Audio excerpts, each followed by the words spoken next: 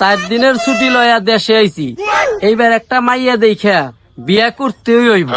বয়স তো অনেক হইছে, চুলদারিও পাক ধরছে, তাতে কি পলপ কইরে মানজা মঞ্জা মাইরে এবার একটা মেয়ে দেখা বিয়া কইরেই ফালাম।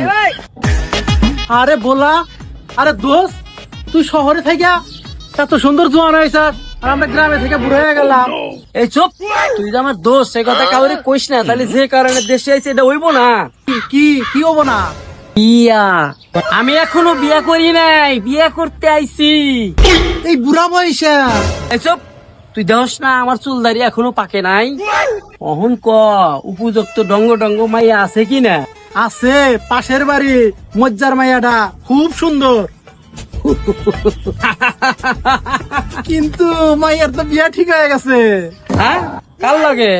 ওই যে শহরে থাকে, সারা দেশ তাকে চেনে, টিভিতে কৌতুক করে, কি জানি নাম তার। চুপ চুপ চুপ, এই চুপ কইস না, ওইটা হলো হারিন কিশিনজার, বুঝছি। যদি হারিন কিশিনজার হয়, আজকে থেকে আমি ভোলানাথ বাদ দিয়ে আমি আজকে থেকে মাইকেল জ্যাকসন হয়ে যাবো।